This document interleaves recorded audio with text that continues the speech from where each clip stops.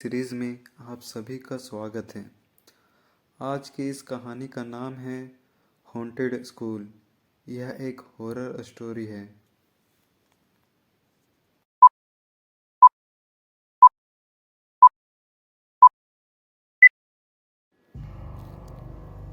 Haunted school. Mastipur एक छोटा सा गांव था।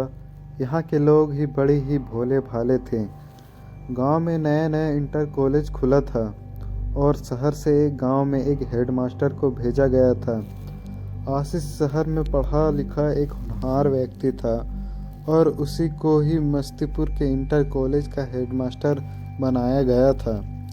आशीष तो आजकल हमारे स्कूल का पहला दिन है। स्कूल के बाहर सारे गांव वाले और बच्चे जमा थे। गांव का मुखिया सुभाष भी काफ़ी खुश था, मगर सुभाष की बीवी सुमन बिल्कुल खुश नहीं थी। सुभाष, हमारे हेडमास्टर आशीष जी का मस्तीपुर में स्वागत है। आशीष, अब हमारे मस्तीपुर के बच्चे भी यहाँ से पढ़कर आगे बढ़िया कॉलेज में एडमिशन लेंगे, इसकी मैं गारंटी देता हूँ। सुमन ने फुसफुसाते हुए सुभाष से कहा। सुमन, आया बड़ा हेडमास्टर, हम भी तो उतने ही पढ़े लिखे हैं, हमें तो कहीं किसी ने नहीं बनाया हेडमास्टर। आशीष स्कूल के अंदर जाने ही वाला था। अचानक ही स्कूल की बिल्डिंग गिरी गई। सब लोग डर गए। आशीष, ये कैसे हुआ? सुभाष, पता नहीं कैसे, हम तो बहुत अच्छा सीमेंट लगवाए थे, फिर कैसे हुआ?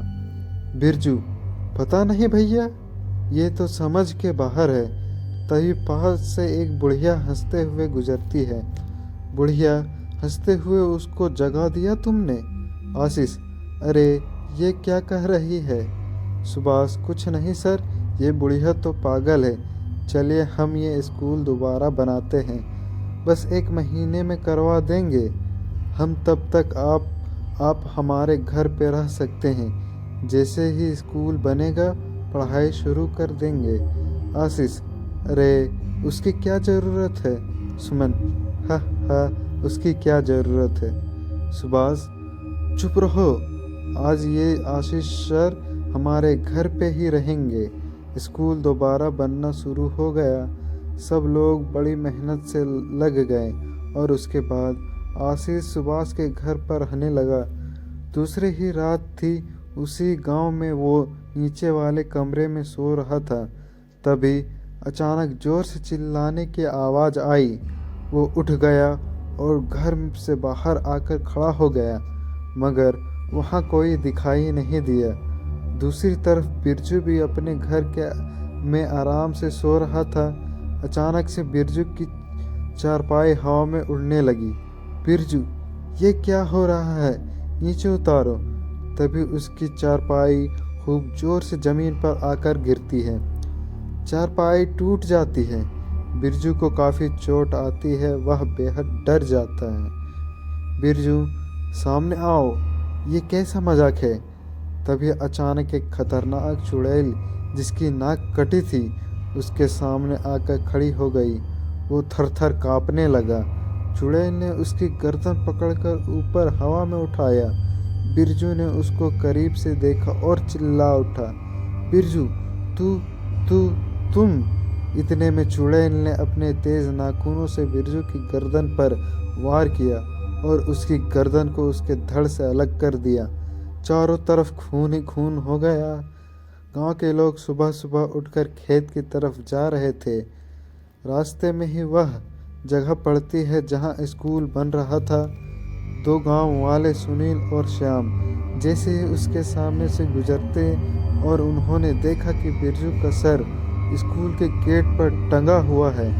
उसके सर से अभी तक खून चल रहा है। कटा हुआ सर देखते ही सुनील और श्याम डर के मारे जम से गए। वो वहाँ से सीधे मुखिया जी के घर पहुँचे। सुनील, मुखिया जी। सुभाष, हाँ सुनील, क्या हुआ? इतने डरे हुए क्यों हो? सुनील, बिरजू का कटा हुआ सर स्कूल के बाहर टंगा हुआ है। ये खबर गांव में आग की तरह फैल गई। सब लोग स्कूल के सामने जमा हुए। सुभाष, ये किसी इंसान ने तो नहीं किया, ये किसी इंसान का काम नहीं लगता श्याम, भूत का काम है ये। तभी वो बुढ़िया भी वहाँ से गुजरती है। बुढ़िया हंसते हुए, अब किसकी बारी है? आशीष को नींद नहीं आ रही थी। वो बस उसी उधेड़पुन में था कि स्कूल बने और वो पढ़ाना शुरू करे। उसको ये समझ नहीं आ रहा था कि आखिरकार ये कौन कर रहा है। आशीष पक्का कोई गांव का आदमी है जो कि नहीं चाहता कि स्कूल बने। तभी अचानक से आज फिर से आवाज़ हुई। वो दौड़कर घर से बाहर निकला है। उसको एक परछाई दिखती है जिसने साड़ी पहनी हुई थी। वो भाग रही थी। आशीष, कौन है वहाँ? मैं पूछता हूँ, कौन है? आशीष भी उसके पीछे भागने लगा। हालांकि परछाई उससे बहुत तेज भाग रही थी, मगर तभी एक और चीखने की आवाज़ आती है। इस बार वो मुखिया के घर से आती है। तभी अचानक परछाई ने भी भागना बंद कर दिया। आशीष परछाई को देखते है। परछाई पीछे मुड़ती है। आशीष देखता है कि ये तो सुमन है, लेकिन वो भाग क्यों रही है और कहाँ जा रही थी? लेकिन इन सभी सवालों से ज़्यादा ज़रूरी आशीष को लगता है कि वह वापस घर की तरफ जाकर देखे कि क्या हो रहा है। वो वापस घर पहुंच जाता है। घर पर लोगों की भीड़ लगी हुई थी। वो देखता है कि सुभाष मरा पड़ा है और उसका सिर्फ खून से सना धड़ वहाँ पड़ा है, मगर उसका सर वहाँ नहीं है। तभी सुनील भागता हुआ आता है। सुनील, मास्टर जी, मुखिया जी का कटा हुआ सिर स्कूल पे टंगा हुआ है। आशीष, तुमने किसी को आते जाते हुए देखा? सुनील, नहीं मास्टर जी। इतने में सुमन भी वहाँ आ जाती है। सुमन, ये क्या हुआ? किसने किया ये सब? आशीष, मुझे तो लगता है इसमें तुम्हारी कोई चाल है। मैंने कल रात को किसी की चीख सुनी थी, और जब मैं चीख सुनकर बाहर आया तो सुमन भी भाग रही थी। मैंने खुद देखा है इसको भागते हुए। सुमन, हाँ, भाग रही थी, मगर मैंने किसी का खून नहीं किया। मैं भला अपने ही पति का क्यों खून करूँगी? सुनील, तो फिर तुम भाग क्यों रही थी? सुमन, क्योंकि मैं आशीष जी को डराकर गांव से बाहर निकालना चाहती थी। मुझे बनना था इस स्कूल की हेडमास्टर। वो चीख भी मेरी ही थी, मगर मैंने किसी को नहीं मारा। तभी वो बुढ़िया आ जाती है। बुढ़िया हंसते हुए, दो शिकार, अगला कौन? आशीष, यह क्या कह रही हो अम्मा तुम? कैसा शिकार? सुमन, एक मिनट, मुझे लगता है कि इन दोनों हत्याओं का स्कूल से पक्का कुछ न कुछ लेना देना है। बिरजू स्कूल बनाने में सबसे आगे खड़ा था, वो अब नहीं रहा।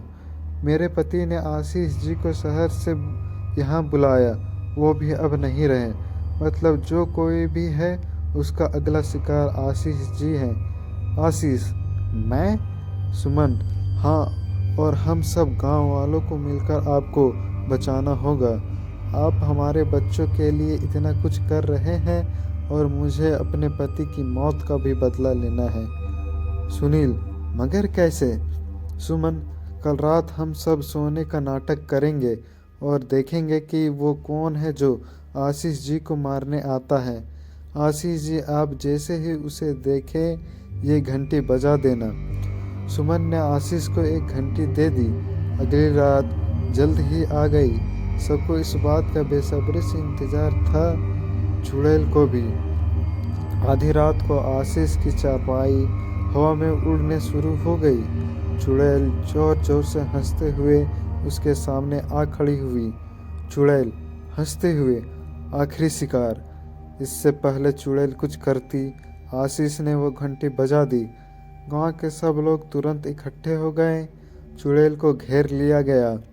इतनी भयानक चुड़ैल, नाक कटी हुई, भयंकर नाखून, आंखों में गुस्सा।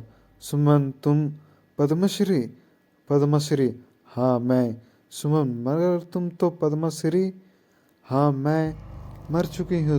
तुम लोगों ने मेरे बच्चों को स्कूल में इसलिए नहीं पढ़ने दिया क्योंकि हम नीची जाति के थे। और जब तुमने तुम्हारे बच्चों का खानदानी सामान छू लिया तो तुम लोगों ने सबके सामने मेरी नाक काट दी और हमारे घर में रात में आग लगा दी। अब स्कूल बनाने चले हो? गांव में अपने बच्चों के लिए ये कभी नहीं होने दूंगी मैं। अच्छा हुआ सारे यहाँ आ गए, मैं तो एक एक करके मारना चाहती थी। तब तक चुड़ैल और गुस्से में आ गई और उसने आगे बढ़कर सुनील के सर को अपने हाथों में पकड़कर दोनों हाथों से पीट दिया। उसका सर फट गया और उसका खून चारों तरफ फैल गया। अब वो श्याम की तरफ बढ़ी, सब भागने लगे। श्याम को पकड़कर उसने टुकड़ों में काट दिया। तभी वो बुढ़िया वहां आई। बुढ़िया, रुक जा डायन। बुढ़िया ने जाकर चुड़ैल का सिर पकड़ा और उसकी आंखों में अपनी आंखों से एक शक्ति छोड़ी। चुड़ैल एकदम शांत हो गई। चुड़ैल, माँ तू? बुढ़िया, हाँ मैं तेरे मरने के बाद आज तक पागल बनी इस गांव में भटक रही हूँ। इस तरह सबको मारने से क्या होगा? ये सब तो पहले ही मरे हैं, इनके अंदर इंसानियत नहीं है। छुआछूत और ऊंच नीच के चक्कर में सब कुछ भूल गए हैं ये। आशीष, मुझे अगर इस बात का पता होता तो मैं इस गांव में कभी नहीं आता। ऐसे लोगों को पढ़ाकर मिलेगा भी क्या?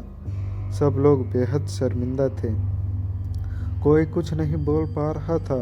सुमन, हमें माफ़ कर दो बहन, हमने इतनी बड़ी भूल हो गई है और हमें इसका अंदाज़ा तक नहीं हुआ। आज से ही गांव में सब बराबर होंगे, कोई छोटा बड़ा नहीं होगा। सभी गांव वालों ने एक साथ कहा